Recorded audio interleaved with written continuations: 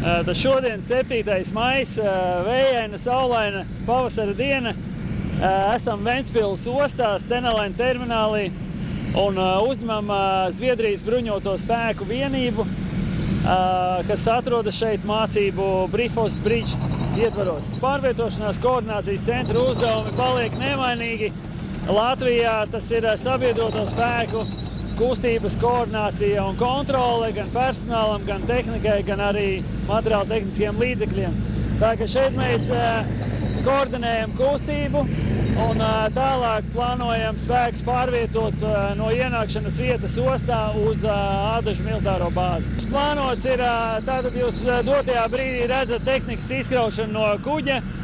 Tehnika tiek izkrauta tā saucamā tehnikas izvietošanas vietā, un tālāk tehnika tiks likta uz vilciena sastāva, izmantojot mobilo rampu, ko arī operē PKC.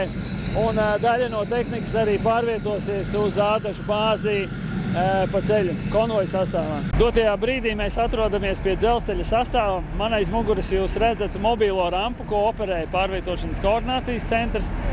Mobilā rampa nodrošina militāro mobilitāti un tehnikas uzdzīšanu uz dzelzceļa sastāva.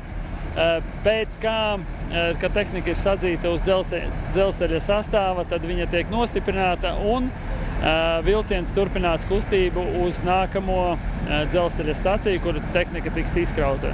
Šodien mums 8. maijs, skaists saulaina diena, atrodamies Garkalnes dzelzceļa stacijā. Pie rampas, stacionārās rampas, kur notiks tehnikas izlāde. Man aiz muguras jūs redzat divus vilcienu sastāvus. Viens sastāvs jau tiek atbrīvots no stiprinājumiem, tātad tanki mums ir atbrīvoti no stiprinājumiem. Un drīz sāks braukt no dzelzceļa sastāva un tiks šī tehnika pārvietota uz smagsvara pārvadātājiem, jeb traileriem, un tālāk pārvietota uz Ādažu militāro bāzi. Šeit mums arī ir ieradušies Zviedru tā saucamais driver party, jeb šoferu daļa, kas nodrošinās tehnikas pārvietošanu konvojā pa ceļu uz Ādažu militāro bāzi. Tad šajā dzelzceļa operācijā papildus ir iesaistīts vairākas NBS vienības. Viena no tām ir militārā policija.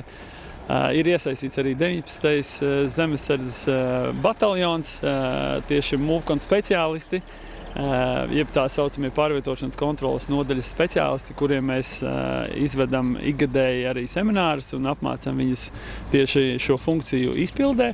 Tad šie karavīri arī palīdzēs tehnikas konvojēšanu uz Ādažu militāro bāzi.